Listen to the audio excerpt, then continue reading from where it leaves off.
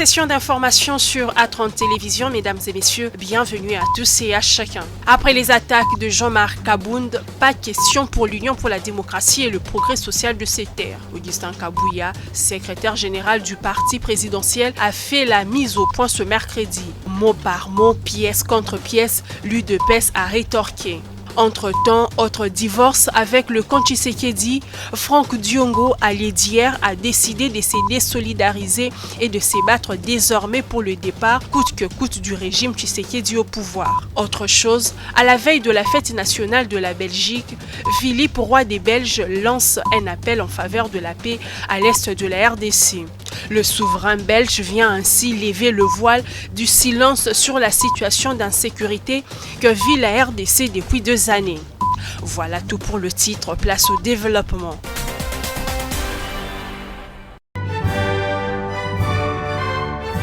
Le drapeau noir-jaune-rouge trône au Palais Royal de Bruxelles. La Belgique célèbre sa fête nationale le 21 juillet. En marge de cette commémoration, le roi Philippe de Belgique est revenu dans son discours sur sa visite en RDC au mois de juin dernier. Ce mardi 20 juillet, il a appelé la communauté internationale à se joindre à son pays pour résoudre le conflit meurtrier en République démocratique du Congo.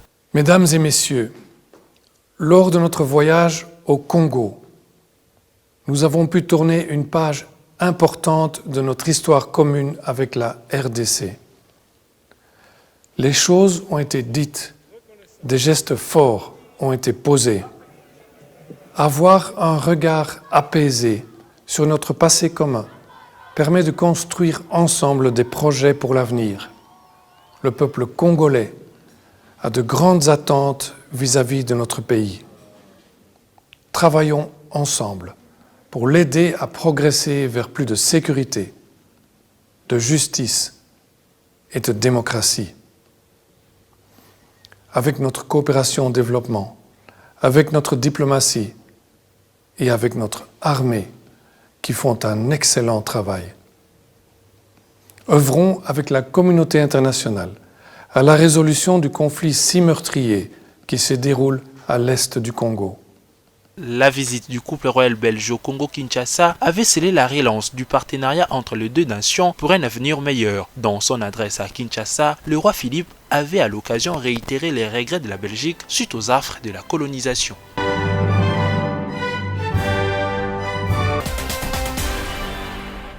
Chose promise, chose due. La réponse du berger à la bergère est tombée ce mercredi comme prévu. Programmé à 12h, le speech d'Augustin Kabouya, le secrétaire général de l'UDPS, n'a commencé qu'en début de soirée. Point par point, l'ancien second de Jean-Marc Kabound a tenu à cette mise au point pour éclairer la lanterne de tous et apporter ainsi un démenti au tableau sombre peint par les présidents défenestrés. Pour rappel, sur les prétendus stagiaires et jussaires qui seraient au sommet de l'État, venus à la tête du parti dans les conditions que tout le monde connaît et sur lesquelles je reviendrai brièvement ici. Jean-Marc Kabound n'avait assumé aucune fonction publique dans sa vie.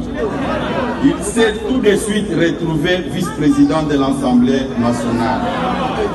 Il a été seul à la sélection, ou bien il a été seul à sélectionner les 90% des collaborateurs actuels du chef de l'État et la totalité des membres du parti au gouvernement.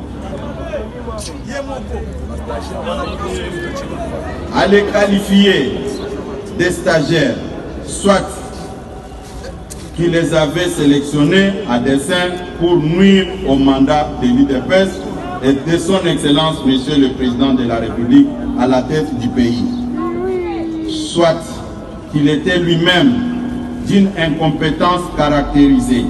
Et aujourd'hui, chercher à s'en prendre au chef de l'État parce que le parti vous a mis à l'écart, c'est de la malhonnêteté. La frustration de M. Kabound dans sa mégestion. Comment expliquer qu'il pouvait se permettre d'aller proposer au chef de l'État de mise en place dans l'armée, dans la police et dans le service de sécurité au moment où il n'avait pas qualité. La mise au point du secrétaire général de l'UDPS vient après la conférence de presse tenue lundi par Jean-Marc Kabound critiquant le régime Tshisekedi. Des réactions, encore des réactions après la sortie médiatique de l'ancien président intérimaire de l'Union pour la démocratie et les progrès sociaux, Jean-Marc Kabound. Au nombre de ces réactions, celle de la structure de communicants du chef de l'État qui, dans une déclaration faite ce mercredi 20 juillet, est montée au créneau pour fustiger les propos de Jean-Marc Kabound qui frisent la manipulation politique et les mensonges gratuits à l'égard du chef de l'État. Budget de 3 milliards. À 11 milliards. L'armée résiste à l'Est et Kagame est démasqué. Pas 10 km de route. Kasumbalesa, Mokambo à Sakanya, 150 km. Le recette en os, premier semestre 2022, déjà plus de 5 milliards de recettes réalisées. Plus de 4 milliards de réserves de change à la Banque centrale. Mamayemo, en pleine réhabilitation. Gratuité de l'enseignement. Plus de 4 millions d'élèves. Liberté d'expression. Lutte contre la corruption. Amélioration présidentielle en construction. Amélioration des conditions de vie des militaires.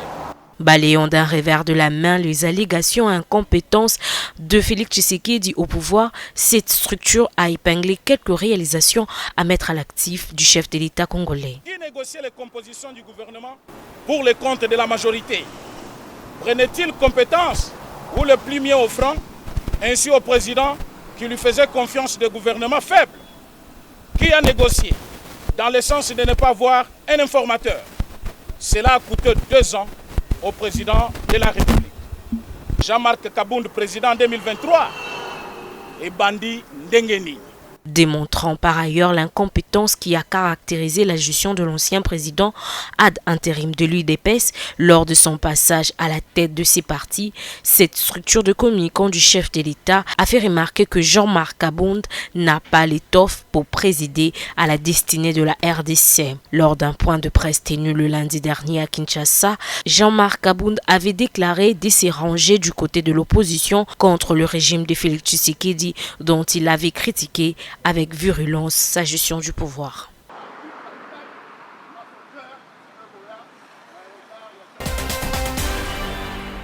Au sein de l'opinion, s'il y en a qui trouvent à redire sur la démarche entreprise par l'ex-homme fort délimité du 10e rue, il y en a qui trouvent en l'homme une certaine constance, une intégrité et un esprit farouche à s'opposer coûte que coûte à tout ce qui est mal. J'ai eu l'impression de retrouver Étienne Tshisekedi.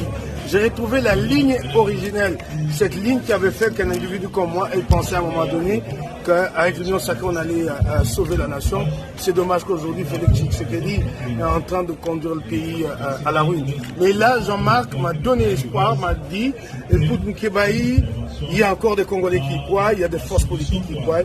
Je lui dis, bon vent, je crois qu'il peut lui sauver ce qui peut l'être encore en ce qui concerne l'héritage d'Étienne Tshisekedi.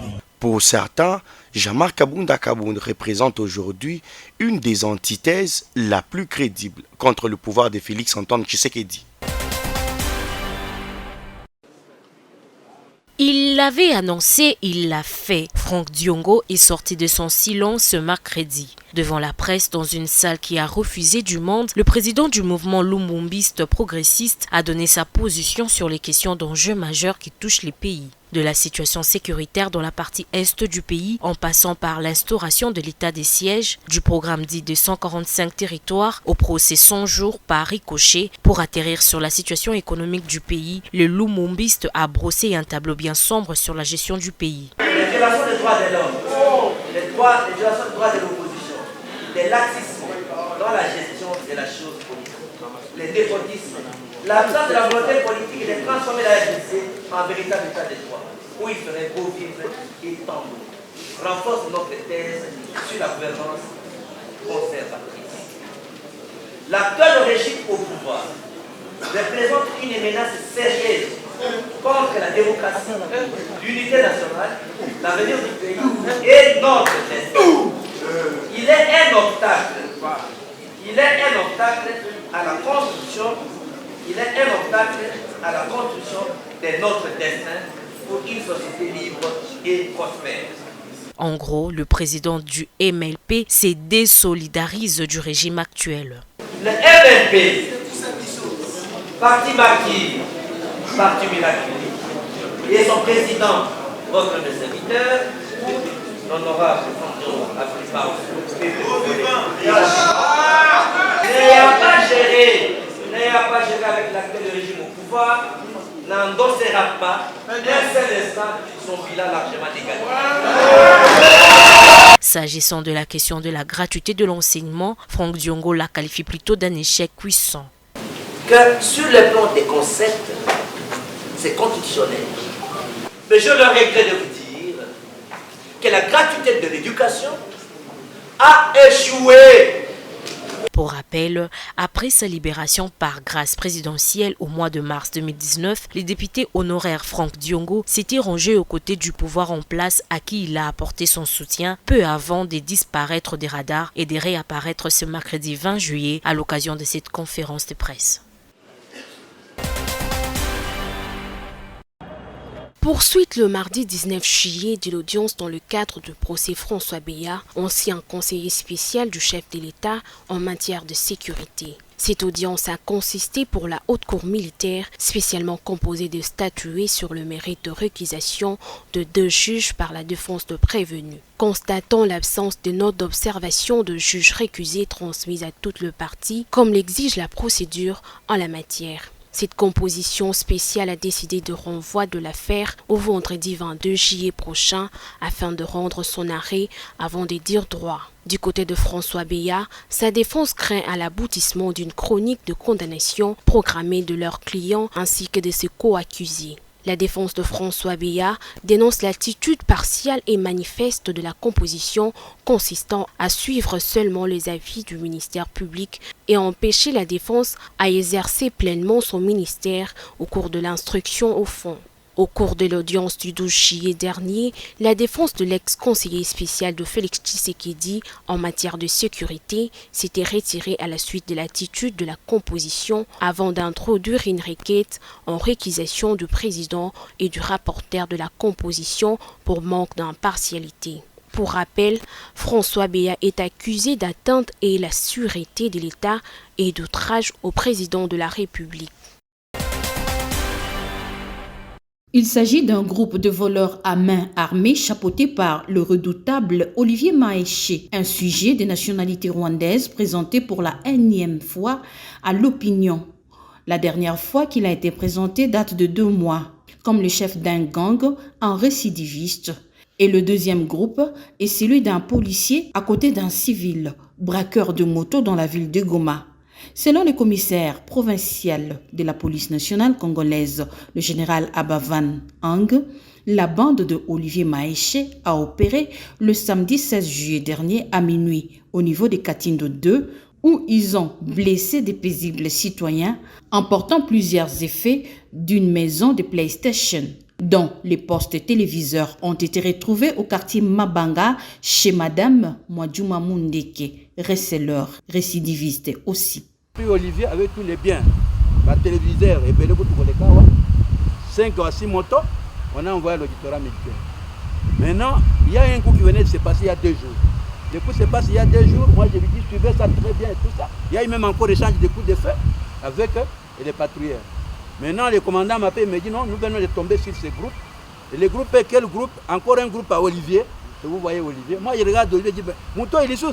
Olivier est un étranger, c'est-à-dire qu'on a envoyé Olivier à Bimindegeni. Le gouverneur du Nord Kivu, le lieutenant général Constant Dimakongwa, a recommandé à la justice militaire de bien faire son travail vis-à-vis de ces criminels, arrêtés pour la énième fois. Vous venez ici, c'est pour mettre des ordres dans notre pays, pour tuer. Et vous êtes sans cœur, vous savez ça. Bande de génocidaires. Vous êtes sans cœur, vous savez. Et les Congolais n'en ont pas besoin. Monsieur, Les Congolais n'en ont pas besoin. Les Congolais est un peuple hospitalier. Nous n'avons pas besoin. Parmi les bandits, l'on peut citer Ndole Bakome, Patrick Kabeyantumba, Mwadjuma Mundeke et le récidiviste Olivier Maïché. Téné, l'auditeur militaire supérieur, a été invité pour prendre en charge cette affaire aux côtés de certains membres des services non apparents.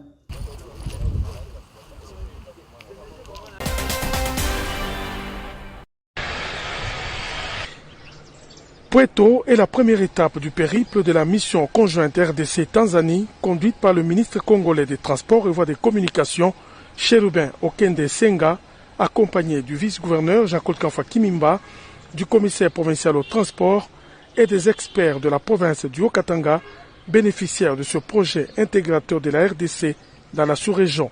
À leur côté, le ministre tanzanien des Transports, le professeur Makame Munya Mbarawa, et l'ambassadeur de Tanzanie en RDC, ainsi que les responsables du port de Kigoma. Après l'accueil réservé au bas de l'avion par les conseils locaux de sécurité et les forces vives de coin, Cherubin Okende et sa suite ont été conduits à la place du territoire où il a, aux côtés de son collègue tanzanien, loué les efforts consentis par le président de la RDC, Félix-Antoine Tshisekedi, et de Tanzanie, Samia Solo, dans le rétablissement des échanges commerciaux entre les populations des deux pays frères. Et une fois réalisé ce projet de construction de la nationale numéro 1 partant de Kalemi à Lubumbashi en passant par Pweto, Kilwa et Kasomeno, dont les faisabilités sont en cours d'étude, va faciliter de plus en plus les échanges commerciaux entre la RDC et la Tanzanie. Kuna ile obligation ya kufanya yote juu ekonomi ya nchi yetu iende mbele, juu vile vile tukreye maemploi, umaskini ulinisha kupita sisi batoto ya Kongo ipate kurudia nyuma. Tutahakikisha kwamba sasa nchi yetu na nchi ya Kongo tunaungana kwa karibu zaidi ili tuweze kujenga uchumi wa nchi yetu. La même mission conduira les deux parties à Moba et Kalemi dans la province du Tanganyika. Le ressortissant du regroupement des Dipinga dans la province de Sankuru réitère leur soutien à Anastasie Lumbala Odinga, chef de ces groupements. Ils ont par la même occasion rejeté les propos tenus par un de leurs dans une radio locale. Informant l'opinion nationale, ce qui suit. 1. Monsieur Eli a coordonné nullement le porte-parole des ressortissants du groupement Dipinga résidant à Kinshasa et sa déclaration ne l'engage que lui-même. 2. Pour prendre position concernant chaque situation, les ressortissants du groupement Dipinga se réunissent, débattent et signent conjonctement la déclaration qui est lue par l'un d'eux, ce qui n'a pas été le cas de la récente déclaration de la honte faite par Eli Akodi, manipulé à coups d'argent et participataire du pouvoir coutumier de notre groupement. 3. Réaffirmant que M. Bassanga Alliance Fumototo n'est pas dans la lignée familiale régnante du groupement Dipinga, et condamnant ces tentatives d'usurpation de ses pouvoirs à complicité des politiciens de notre territoire.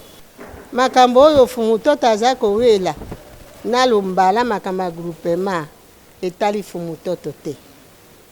Etali ndengo ya Lumbala mokolo chefu wa chefu anezaka tata na ye moko akufi atikeli mwana na ye lokola ya zaki na mwana mombali te. Aba sanga aza pene kuna te. Ces ressortissants condamnent pour une énième fois la tentative d'usurpation de pouvoir coutumier orchestrée par la main noire d'un politicien du territoire. Ils en appellent par ailleurs à l'intervention des autorités politico-judiciaires afin de mettre hors d'état de nuire tous les commanditaires et tireurs de ficelles de cette situation. Pour rappel, le 20 avril dernier, ces ressortissants avaient condamné le meurtre de l'époux de leur chef suite à une guerre de succession. Les agents et cadres de services centraux de l'enseignement primaire, secondaire et technique étaient en sit-in devant l'hôtel du gouvernement pour exiger que le ministre du Budget honore les résolutions prises lors des accords de Mbwela Lodge. Les membres du gouvernement et les syndicalistes ont eu des compromis pour l'amélioration de la situation sociale des agents des services centraux du secrétariat général de l'EPSP. On nous avait promis ce paiement depuis le mois d'avril. Alors nous sommes au mois de juillet, on voit que le paiement ne vient toujours pas. C'est pourquoi aujourd'hui nous venons, parce que le mois de juillet, le paiement du mois de juillet, officiellement, les préparatifs sont déjà clôturés. Ces fonctionnaires de l'État menacent de boycotter la correction de l'examen d'État en cas de non-exécution de ces accords. Nos syndicalistes ont lancé le mandat de grève pour des manifestations publiques. Alors toutes les instances sont saisies. Nous n'allons plus travailler jusqu'à ce que nous aurons gain de cause. Les agents et cadres des services centraux de l'EPST restent déterminés à aller jusqu'au bout de leur démarche, jusqu'à obtenir satisfaction totale de leurs desiderata.